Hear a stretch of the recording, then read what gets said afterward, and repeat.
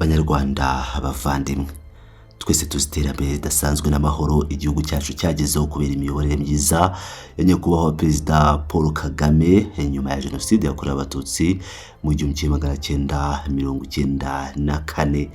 Nyamara abanzi b'u Rwanda bakomeza gukwirakwiza ibinyoma. Nimwumve iyi mbwirwaruhame ikurikira kugira ngo mumenye icengeza amatwara bakoze kandi bakomeje gukora, bityo dukomeze guhagarara bwuma twamagana izo muha.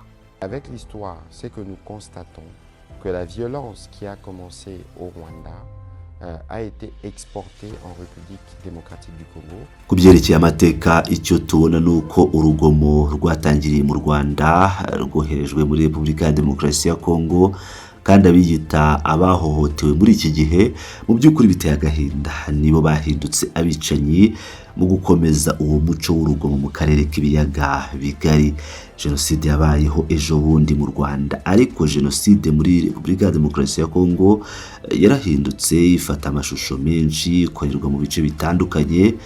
Mwibuke ko turi kuvuga kuri za miliyoni z'abapfuye, kandi muzi ko muri uwo mugambi w'intambara zongera kubyutswa n'u Rwanda bitwaje urwitwazo rwo kwirinda iyindi jenoside. Mu by'ukuri ni jenoside, ibyaha by'intambara n'ubwicanyi bw'uburyo bwose bukorwa buhumye ku baturage b'inzirakarengane. Nta cyaha bakoze kuko uruhare rw'abari inyuma ya jenoside yo mu Rwanda, inshingano zaramenyekanye, urubanza rwarabaye. Haracyari ibice byose by'amateka bigomba gusobanurwa neza, ariko dusanga abanyuze muri iryo sanganya batakagombye kuba ari uyu munsi bakomeza gukora amahano nk'ayo.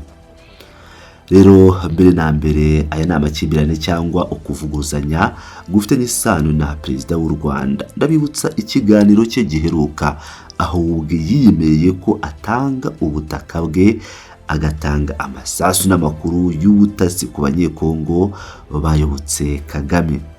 Abo we abona ko bashobora gushyigikira umugambi wo kuza guhirika ubutegetsi bwatowe binyuze muri demokarasi muri Repubulika Iharanira Demokarasi ya Kongo. Yabivuze atomoye mu kiganiro cye. Hanyuma hari n'ibikorwa bishyigikira ibyo. Ndashaka kubarinda kuvuga ku byiciro byatangiye kuva mu 1996 kugeza uyu munsi. Ngarutse ku byo muvuze ku byerekeye Jean-Luc Habyarimana, mbere na mbere hari ikintu kigomba kwemerwa, nuko Jean-Luc Habyarimana we n'umuryango we nabo ari abahohotewe n'igikorwa cyabanjirije jenoside yo mu Rwanda.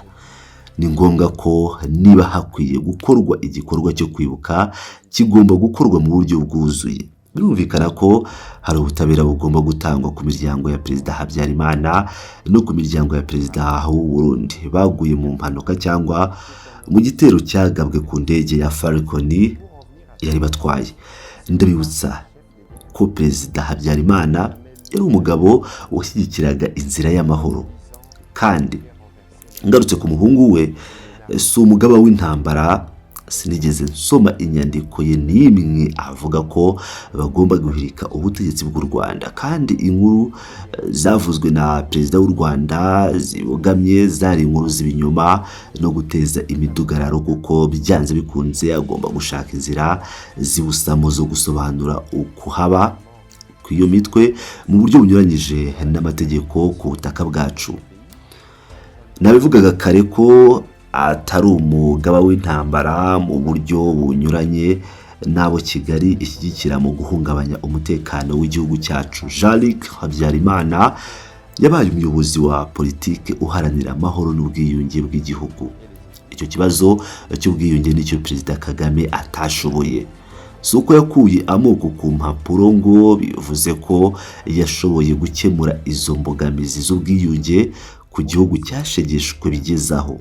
Ndabibutsa ko mu gihe cya jenoside atari Abatutsi gusa bishwe, n'Abahutu bashyira mu gaciro nabo barishwe, kandi hakaba hakenewe ko ubwo bwiyunge bukorwa, kandi ntashobora gukomeza kwitwaza iteka bamwe mu Banyarwanda badakomeye FDLR nk'impamvu ihoraho yo gukomeza gukora ubwicanyi, harimo no mu burasirazuba bwa Repubulika ya Demokarasi ya Kongo.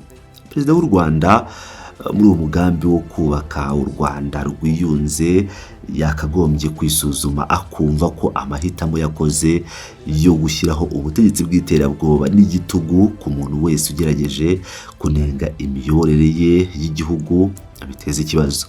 Uretse kuba yakira abanyekongo badahisha umugambi wabo w'intambara wo kugaba ibitero ku nzego zatowe mu buryo bwa demokarasi, anakomeza imbere mu gihugu cye ubutegetsi bw'igitugu n'ihohoterwa buniga ijwi ryose ritavuga rumwe nawe, waba uri umunyepolitiki utavuga rumwe n'ubutegetsi, waba uri umuhanzi, umuririmbyi, waba uri umuntu usanzwe. Umunyarwanda ntaba mu bwisanzure ahubwo aba mu buzima bw'agahato n'igitugu.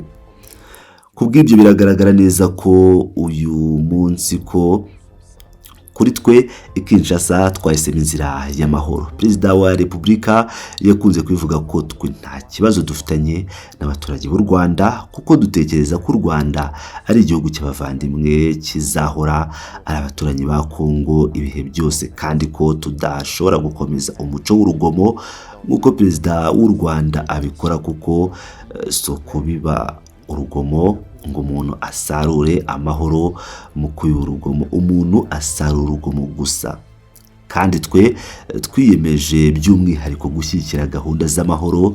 Kubw'ibyo perezida w'u Rwanda ntagomba gukuka umutima, harimo no mu bucuti bwacu twakira Abafaransa, twakira Abanyamerika, dushobora no kugira inshuti z'Abanyarwanda, dushobora kuganira nabo ku bibazo by'amahoro ndetse n'ubwiyunge bw'igihugu mu Rwanda. Kuki tutabikora? So kubera ko Perezida Kagame yihimbira abanzi, akiyemerera ko hari abagaba b'intambara batabaho, ngo twe twifate ku gitekerezo cy'uko tugomba kubaka imikoranire n'ibihugu duturanye by'umwihariko u Rwanda. Kuki bitakorwa binyuze no kuri bamwe mu bana barwo? Nationale au Rwanda, pourquoi ne les ferions-nous pas? Ce n'est pas parce que le président Kagame s'invente des adversaires, s'invente des chefs des guerres virtuelles que nous devrons nous abstenir de l'idée de considérer que nous devons avoir des ponts avec des pays voisins, notamment le Rwanda, pourquoi pas à travers certains de ses fils. Nk'uko mumaze kubyumva, ibi ni ibinyoma byambaye ubusa bigamije gusebya nyakubahwa perezida wacu n'u Rwanda, ariko munsi y'ubuyobozi bwa perezida Kagame u Rwanda ruzakomeza kurangwa n'ubumwe n'amajyambere. Ntituzigera ducibwa intege n'amagambo asharira y'abatifuza ibyiza. Imana umugisha u Rwanda n'umukuru w'igihugu cyacu. Reka dukomereze ku butumwa bukomeye cyane bwa Minisitiri w'Ubumwe bw'Abanyarwanda n'Inshingano Mboneragihugu, nawe ni Dr Jean Damascene Bizimana, aho yari ari kuvuga ku bameze nka Patrick Muyaya, ngo harimo Patrick Muyaya na bagenzi be ba Repubulika ya Demokarasi ya Kongo bakomeje amagambo y'urwango no gushishikariza jenoside ikomeje gukorerwa abatutsi n'abanyamurenge muri Repubulika Iharanira Demokarasi ya Kongo. N'ubu amahanga arirengagiza impunzi z'abanyekongo zimaze imyaka 33 mu buhungiro, zameneshejwe n'abarwanyi ba FDLR bagizwe n'abakoze jenoside mu Rwanda. Nyamara umuryango w'abibumbye wafashe ibyemezo byinshi byerekana ko FDLR ari umutwe w'iterabwoba ugomba guseswa. Nk'icyemezo 1804 cyafashwe mu mwaka wa 2008 kibivuga gutya ngo duhangayikishijwe n'uburambe bw'ibyaha bibangamira uburenganzira bwa muntu n'ibinyuranyije n'amategeko mpuzamahanga bikorwa na FDLR, Exfar, Interahamwe n'indi mitwe yitwaje intwaro ikomoka mu Rwanda ikorera mu burasirazuba bwa Repubulika ya Demokarasi ya Kongo. Dutegetse ko bashyira hasi intwaro aka kanya nta mananiza ayariyo yose, bakajyanwa aho bakomoka. Turasaba ibihugu byose bigize umuryango w'abibumbye gufata ingamba zose za ngombwa bigahagarika inkunga y'amafaranga, iy'ibikoresho n'indi yose itangwa n'abenegihugu cyangwa itangirwa ku butaka bwabyo ihabwa FDLR, Exfar, Interahamwe n'indi mitwe yitwaje intwaro ikomoka mu Rwanda ikorera ku butaka bwa Repubulika ya Demokarasi ya Kongo, yaba yo ubwayo cyangwa mu nyungu zayo. Ibi byemezo Kongo ibirengaho ikinjiza FDLR mu ngabo zayo, MONUSCO ibirebera nk'uko minuari yarebereye itegurwa rya jenoside mu Rwanda. Abategetsi ba Kongo bahamagarira urwango nk'uko byakorwaga mu Rwanda hagati y'1990 n'1994. Muri Kanama 1998, Minisitiri w'Ububanyi n'Amahanga wa Kongo Abdoulaye Rodian Ndombasi yahamagariye kwica abatutsi, abita udukoko twanduza tugomba gutsembwa ntawe usigaye. Tariki 19 Nyakanga 2023, Depite Justin Batakwira yavugiye kuri televiziyo ya leta ngo umututsi n'umwicanyi muri kamere ye. Tariki 31 Gicurasi 2024, umukuru w'umutwe wa Maimai Nande witwa Benoit Mukumbatia yatangaje video ivuga ngo umututsi nyawe ni umututsi wishwe, umututsi nyawe n'ujyanywe mwirimbi. Tariki ya Nyakanga 2024, Minisitiri w'itangazamakuru Patrick Muyaya kuri televiziyo 50 Bukavu yise abatutsi abicanyi, avuga ngo Minisitiri w'Intebe yabasuye nk'umugore, umubyeyi, umuvandimwe mu gice cy'igihugu mutuyemo aho umugore yababajwe bikabije n'ubwicanyi ndengakamere bumaze imyaka 30 bukorwa n'abatutsi.